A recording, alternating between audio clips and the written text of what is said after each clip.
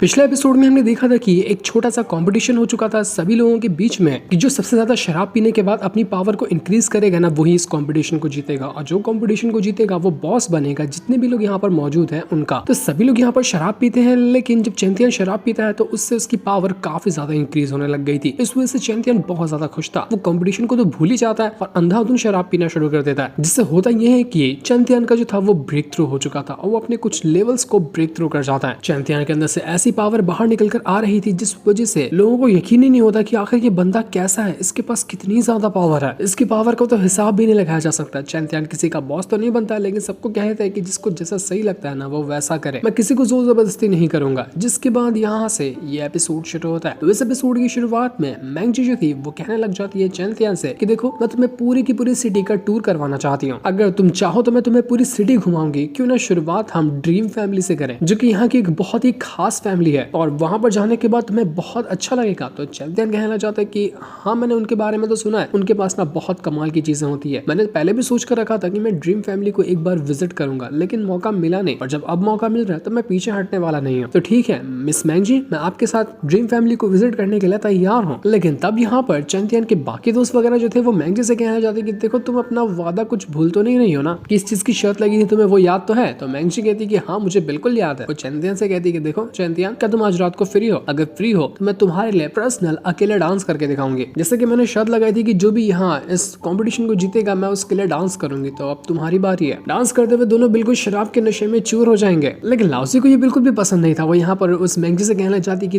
देखो आज ना चैंपियन के कुछ और प्लान्स है, तो तुम किसी और को ले जाओ डांस दिखाने के लिए। तो ये देखकर मैंगजी कहना चाहती कि अच्छा अब समझ में आ रहा है कि यहाँ पर तो चैंपियन का जो दिल है ना वो तो पहले से ही बिका हुआ है किसी और के हाथों, तभी तो यहाँ पर मुझे कुछ लाइन मारने का मौका ही नहीं मिला। लेकिन हाँ ये चॉइस तो चैंपियन की होनी चाहिए ना। मैं चैंपियन से पूछना चाहती हूँ, अगर वो मुझे मना करता है तो बिल्कुल मैं तैयार हूँ आज डांस नहीं करने के लिए। तो चैंपियन कहता है कि देखो ये जो शर्त लगी थी ना इसको मैंने नहीं लगाया था, किसी दूसरे ने लगाया था, इसलिए इस शर्त से मेरा कोई लेना देना नहीं है। मैं तुम्हारे पर कोई जबरदस्ती नहीं करने वाला कि तुम मेरे लिए डांस करो, ना ही मुझे चाहिए कि तुम मेरे लिए डांस करो। तो मैंगजी कहती कि यार तुम जिंदगी में पहले ऐसे इंसान हो जिसने मुझे रिजेक्ट किया है, बहुत बुरा लगा। आज पहली बार समझ में आ रहा है कि रिजेक्ट होने के बाद कैसा फील होता है, वरना लोग तो मुझ पर पागल थे। तो चैंपियन कहता है कि ऐसे रिजेक्ट कहाँ किया, मैंने तो तुम्हें कहा है ना कि तुम मुझे ड्रीम फैमिली घुमाने ले जाओ, तो वहां ले चलो ना मुझे, हम वहां जाकर थोड़ी बातें कर लेंगे। तो मैंगजी कहना चाहते कि ठीक है फिर मैं तुम्हारा इंतजार करूंगी, कल तैयार रहूंगी मैं, आ जाना, आज रात को तुम आराम कर सकते हो। दूसरी तरफ हम मास्टर को देखते हैं जिनको चैंपियन ने, तो मास्टर जो होता है वो अपने किसी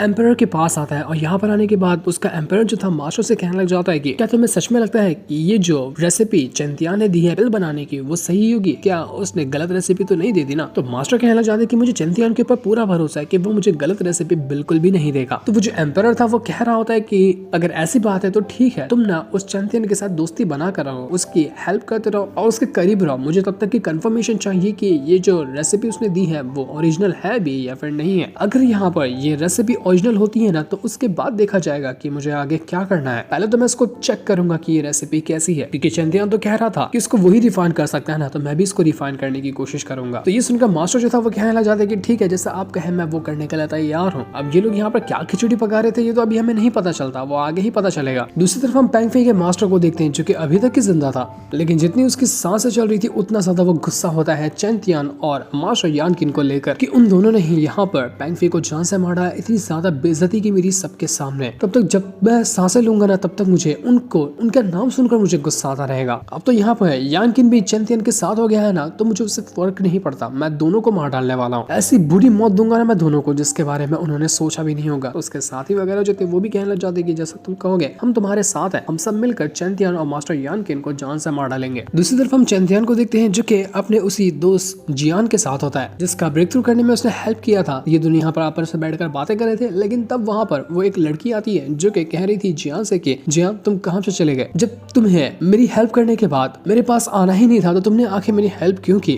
मैं तुमसे मिलना चाहती हूँ, देखो तुमसे ही मिलने के लिए मैं यहाँ पर आई हुई हूँ। अगर तुम सच में मुझे पसंद करते रहोगे ना तो मेरे सामने आओगे, और अगर नहीं पसंद करते रहोगे तो मैं तुम्हें दोबारा कभी अपनी शक्ल नहीं दिखाने वाली। इतना कहने के बाद वो गुस्से में वहां से जा चुकी थी। तो चैंपियन भी जियान से कहने लग जाता है कि यार बड़ा हार्टलेस बंदा है यार तू, कितनी प्यार से वो बुला रही थी तू गया ही नहीं। तो यहाँ पर जियान चैंपियन से कहने लग जाता है कि देखो ये कंपटीशन ये चल रहा है ना वो अभी तक खत्म नहीं हुआ, और मुझे नहीं पता कि ये कंपटीशन कहाँ जाकर फिनिश होगा। मुझे तो ये तक नहीं पता कि मैं आगे बढ़ पाऊंगा या नहीं बढ़ पाऊंगा, क्या पता बीच में ही किसी ने मेरी जान ले ली। तो अब जब मैं यहाँ पर मर जाऊं तो जो लोग मेरे करीब हैं, जो मुझे पसंद करते हैं, उनका क्या होगा। इसलिए मैं अभी किसी भी प्यार वगैरह के चक्कर में अभी नहीं पड़ना चाहता हूँ मैं। लेकिन तुमसे ये रिक्वेस्ट जरूर करूंगा कि अगर मैं मर जाता हूँ ना, तो तुम उस लड़की का ख्याल रखना, क्योंकि वो बहुत अच्छी लड़की है। तो चैंपियन कहता है कि देख रहा है तू, इस तरह से तू बातें कर रहा है कि यहाँ पर तेरे अंदर से इतनी फीलिंग बाहर निकल कर आ रही है उस लड़की के लिए, तो उसका दीवाना बना है, लेकिन तेरी अंदर हिम्मत क्यों नहीं आ रही उसको कहने की। तो फ्यूचर का सोचकर अभी क्यों डर रहा है, जाके एक बार कह देना उससे कि तू उसको कितना पसंद करता है। लेकिन जियान कहता है कि मैंने जिंदगी में सिर्फ एक ही चीज को अच्छे से समझा है, जो कि मेरी स्वॉर्ड है। मुझे लगता है कि मेरी स्वॉर्ड ही मेरी जिंदगी है और उसी तक मेरी जिंदगी खत्म हो जाएगी। किसी और के बारे में ऐसी फीलिंग मेरे अंदर आई ही नहीं, क्योंकि स्वॉर्ड जो है ना, उसको जब चाहो मैं अपने पास रखा रह सकता हूँ। लेकिन अगर मैंने किसी और के साथ ये फीलिंग अटैच की और वो मुझे छोड़कर चला गया ना, तो उसको मैं बर्दाश्त शायद नहीं कर पाऊंगा। तो ये सुनकर चैंपियन कहना चाहता है कि यार तू तो बड़ा इमोशनल बंदा निकला। ठीक है, कोई बात नहीं, मैं यहाँ पर तुझसे वादा करता हूँ, कभी भी तेरे ऊपर मुसीबत आए, तेरी इस सिटी के ऊपर मुसीबत आए ना, तो मैं तेरी हेल्प करने के लिए आऊंगा। बेझिझक मुझे बुला लेना, मैं तेरी मदद करने के लिए आ जाऊंगा। तो जियान भी कहने लग जाता है कि जब तक मेरे अंदर सांसें बाकी है ना, तब तक कि मैं यहाँ पर अपनी सिटी को बचा कर रहूंगा, अपने अपनों को बचाऊंगा जो मेरे करीब है। उनको बचाने के लिए मैं किसी भी हद तक के जा सकता हूँ। ये मेरा तुम्हारे से वादा है और तुम अपना वादा मुझसे कर लो कि जब मुझे जरूरत पड़ेगी तो मुझे बचाने आना, लेकिन उससे पहले मैं अपनी जान लगा दूंगा अपने को बचाने के लिए। दोनों दोस्त यहाँ पर मस्त शराब पीकर ऐसी ऐसी बातें कर रहे थे। इसके बाद हम अगले दिन का सीन देखते हैं, जहाँ पर वो जो मैंगजी थी वो यहाँ सभी को लेकर ड्रीम फैमिली के पास आती है। तो चैंपियन अकेले नहीं आया था, बल्कि अपने दोस्तों वगैरह को भी लेकर आ चुका था, ताकि सारे के सारे लोग इस टूर का अच्छे से मजा ले सकें।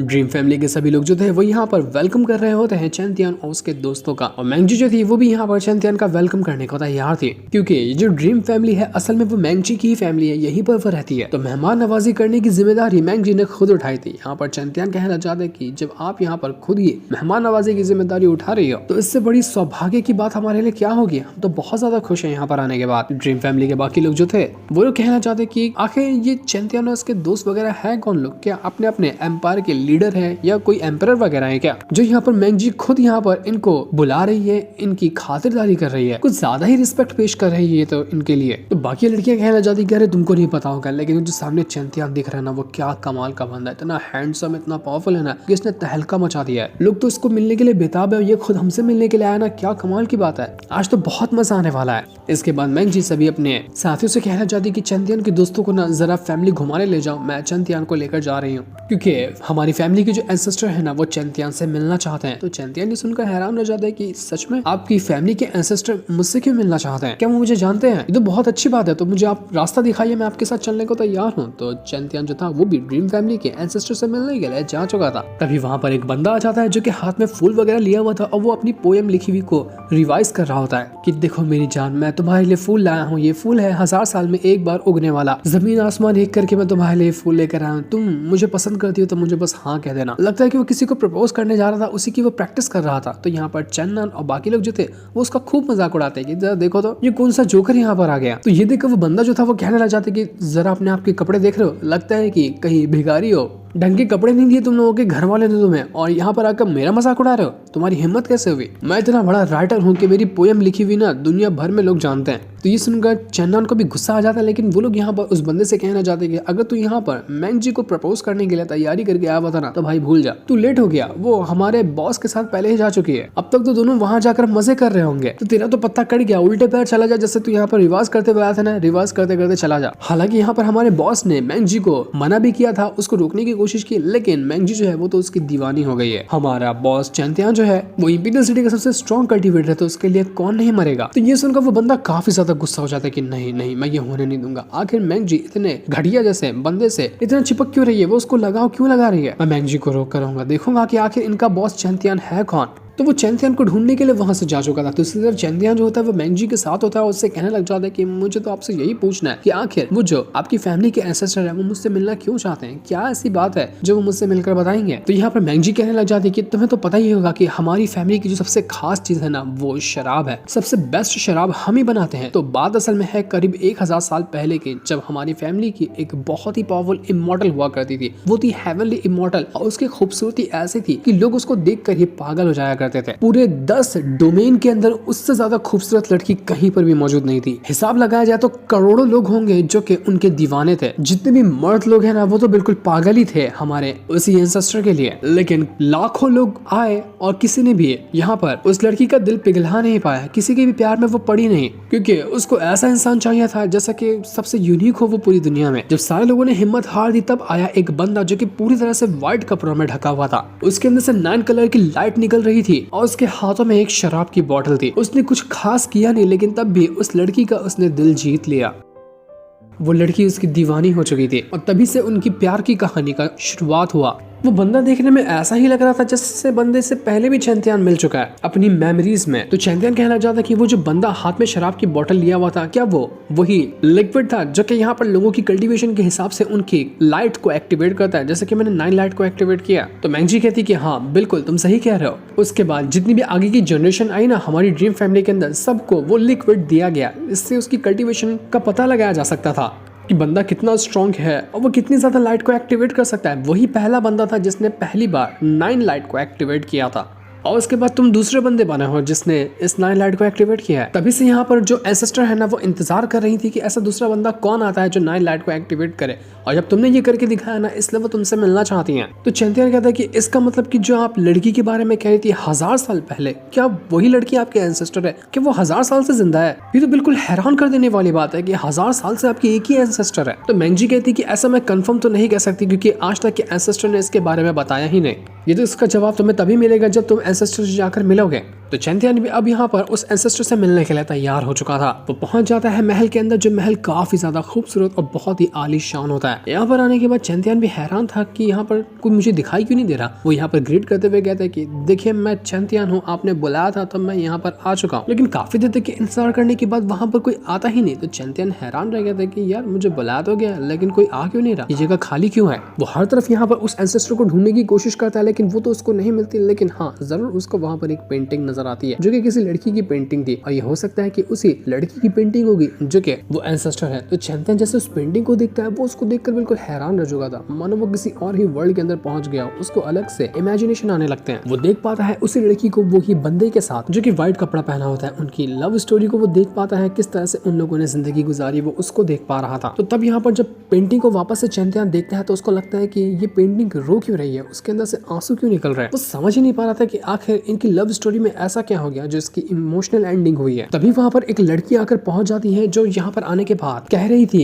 उस पेंटिंग वाली लड़की से कि सिस्टर आप जीत गई, आपने कहा था कि वो वापस जरूर आएगा, और वो यहाँ पर आया भी। जैसे वो लौट कर आया ना उसने आपकी आंखों में भी आंसू ले आया और इस बंदे के भी आंखों में आंसू ले आया। यानी कि चैंतियान जो था ना वो भी इमोशनल हो गया था, उसको खुद नहीं पता कि उसकी आंखों से आंसू गिर रहे थे। तो वो लड़की कहती कि सिस्टर आपका इंतजार खत्म हुआ। लेकिन ये लड़की थी कौन? ये हो सकता है कि उसी एंसेस्टर की बहन होगी। लेकिन आखिर उस व्हाइट कपड़े वाले बंदे का चैंतियान के साथ क्या कनेक्शन है जिस वजह से उसको याद करके चैंतियान की आंखें नम हो गई? ये तो हमें आगे के एपिसोड में पता चलेगा। कुछ तो बड़ा रिवील होने वाला लग रहा जिस दिन को दिखाते साथ ही ये वाला एपिसोड यहीं पर एंड हो जाता है। Thanks for watching.